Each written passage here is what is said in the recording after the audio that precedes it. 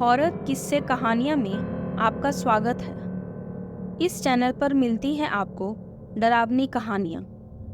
अगर आप इस चैनल पर नए हैं तो जाकर पहले हमें सब्सक्राइब करें और हमारी बाकी कहानियाँ भी सुनें जो आपको ज़रूर पसंद आएंगी। अब बढ़ते हैं हम अपनी आज की कहानी की ओर, जिसका नाम है भूतिया खंडहर। यह बात उन दिनों की है जब मैं कॉलेज में था। कॉलेज की ओर से हम सभी कैंप करने के लिए एक जंगल में गए थे। उन दिनों हल्की ठंड थी।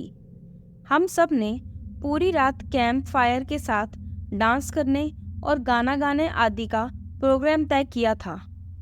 मुझे और मेरे सभी साथियों को कैंप आग जलाने के लिए लकड़ियां लाने का काम सौंपा गया था।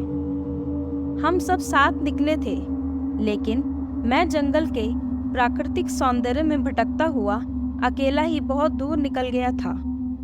अचानक आसमान बादलों से भर गया और भारी गर्जना के साथ बारिश होने लगी।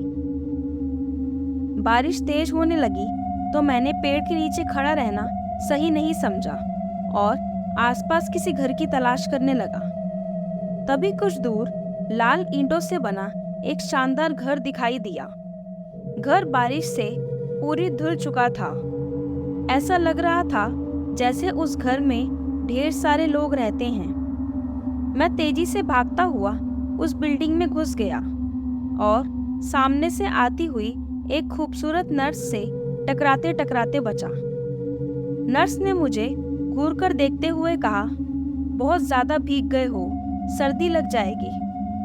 उधर बाईं तरफ एक स्टोर रूम है, वहाँ जो भी मिले उसे कहना सिस्टर जूलिया ने सूखे और साफ कपड़े मुझे देने को कहा है। वह तुम्हें कपड़े दे देगा। मैं हक्का बक्का मुंह फाड़े सिस्टर जूलिया को देखता रहा। मुझे समझ नहीं आया कि मैं क्या करूं। मेरी स्थिति देखकर सिस्टर जूलिया खिलखिलाकर हंस पड़ी और बोली, पहले तो तुम अपना मुंह बंद करो, वरना मुंह में मच्छर घुस जाएंगे, और अब जाकर जैसा कहा है वैसा करो। मैंने हल्के से हाँ में सिर हिलाया और सिस्टर जूलिया की बताई दिशा में जाने को मुड़ गया। अभी कुछ 10 कदम ही चला था कि किसी ने मेरे कंधे पर हाथ रखा। मैं चौंक कर पीछे मुड़ा और मेरे सामने आदमी की वर्दी में मुस्कुराता हुआ एक युवक खड़ा था। मेरा आश्चर्यचकित चेहरा देखकर उस युवक को हंसी आ गई। उसने दृढ़ स्वर में धीमे से कहा, मैं कैप्टन विनोद, यह हमारे देश की आर्मी का अस्पताल है। कैप्टन विनोद की बातें सुनकर मैं आश्वस्त हो गया। मैं धीरे धीरे सामान्य हो गया। मैंने कैप्टन विनोद को सिस्टर जूलिया की कही बातें बताई। मेरी बात सुनकर कैप्टन विनोद के चेहरे पर रहस्यमय मुस्कान आ गई। कैप्टन विनोद बोले, तुम सिस्टर जूलिया से भी मिल चुके? जी, क्या मतलब है आपका? कुछ नहीं, चलो मैं तुम्हें सूखे कपड़े दे देता हूँ। तुम कपड़े चेंज कर लो, नहीं तो सच में सर्दी लग जाएगी। मैं कैप्टन विनोद के पीछे पीछे एक बड़े से कमरे में पहुंच गया। कमरे के चारों ओर हरे रंग के पर्दे लगे हुए थे। एक तरफ बड़ा सा बेड पड़ा हुआ था। बेड के सामने एक सोफा था। बीच में एक टेबल था जिस पर 2 गिलास और एक बोतल ब्रांडी की और 1-2 पत्रिकाएं पड़ी हुई थी। कमरे के एक कोने में बड़ी सी अलमारी थी, जिसमें से कैप्टन विनोद ने मेरे लिए आसमानी रंग का कुर्ता पजामा निकालकर मुझे दे दिया और कमरे से लगे बाथरूम की तरफ इशारा किया।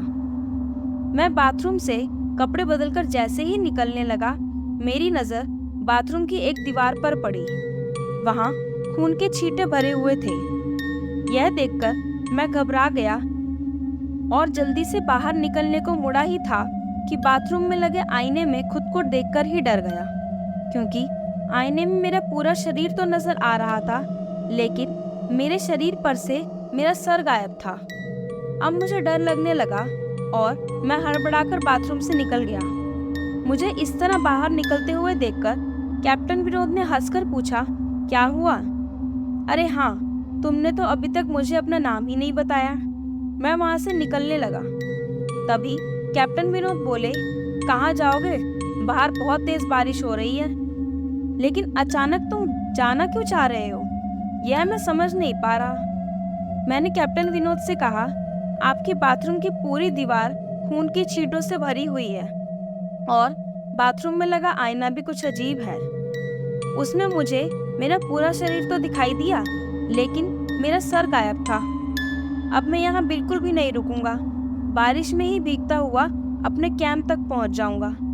यह कहते हुए मैं कमरे से बाहर जाने लगा और दरवाजे की तरफ बढ़ा। रुको! तभी कैप्टन विनोद की कड़कती आवाज गूंजी। तो आखिरकार तुमने सब कुछ देख ही लिया? जी, क्या मतलब है आपका? डर के मारे मेरी आवाज दब रही थी। मतलब चाहे जो हो, तुम तब तक यहाँ से नहीं जा सकते जब तक मैं तुम्हें कुछ बता ना दूं। मैंने कहा, क्या बताना चाहते हैं आप? कैप्टन ने कहा, जो आज तक कोई नहीं जान सका। जो आज तक कोई नहीं जान सका उसे मैं जानकर क्या करूँगा?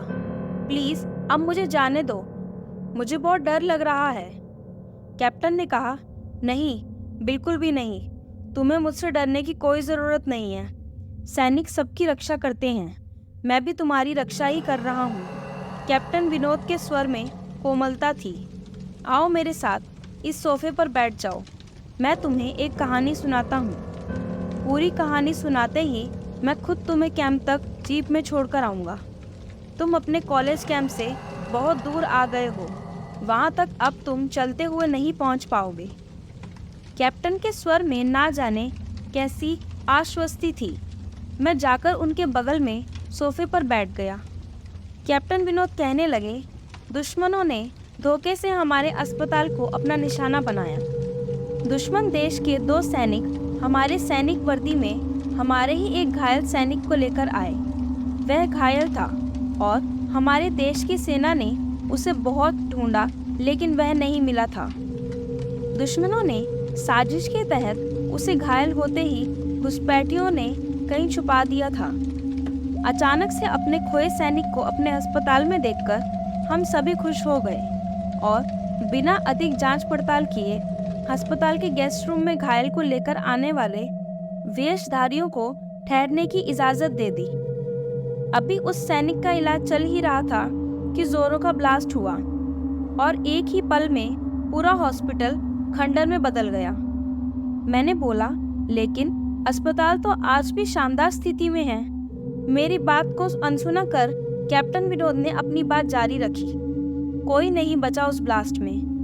दीवार पर पड़े खून की छींटें भी उस ब्लास्ट में मारे हॉस्पिटल के कर्मचारियों के हैं। मैंने फिर कहा, हाँ, पर हॉस्पिटल तो मुझे खंडर नहीं दिख रहा। जवाब में कैप्टन विनोद के चेहरे पर रहस्यमयी मुस्कान फैल गई और उनका चेहरा अजीब से भावों से भर गया। मैं उनके चेहरे को देखकर अंदर तक दहल गया। फिर भी मैंने हिम्मत करके पूछा, आप ब्लास्ट में बच कैसे गए? मेरी बात सुनते ही कैप्टन ठहाका मार के हंसने लगे और मुझ पर एक भरपूर नजर डालते हुए कहा, यह कहानी आज से मात्र 10 साल पहले की है। मैं तो आज से 50 साल पहले ही मर चुका हूँ। इसके आगे उन्होंने क्या कहा मुझे कुछ नहीं मालूम। मुझे अपने चेहरे पर गीलेपन का एहसास हुआ तो मैं जैसे नींद से जगा। मेरे सभी सहपाठी और टीचर मेरे चारों तरफ खड़े थे। जैसे ही मैंने आंखें खोली, मेरे सर ने कहा, शुक्र है तुम्हें होश आ गया। मैंने बोला, तो क्या मैं बेहोश था? टीचर, हाँ, तुम जंगल में ना जाने कहाँ भटक गए थे। जब सभी वहाँ से लौट आए तुम नहीं आए, तो हम सब मिलकर तुम्हें ढूंढने निकल गए। बहुत दूर जाने के बाद हमें एक जीप आती दिखाई दी, जिसमें एक आर्मी ऑफिसर तुम्हें पीछे की सीट पर सुलाए हुए हमारे कैंप को ढूंढते हुए आ रहे थे। उन्होंने हम सबको भी अपनी जीप में बिठाया और कैंप तक छोड़कर वापस आ गए। हमने उन्हें रोकने की बहुत कोशिश की, लेकिन वह कहते हुए चले गए कि अभी नहीं रुक सकता, एक ज़रूरी काम है। जब हमने उनको तुम्हारे बेहोश होने और उन तक तुम्हारे पहुंचने के बारे में पूछा तो बोले, सोमेश ही सारी बात बताएगा और जो भी बताएगा वह एक एक अक्षर सच होगा।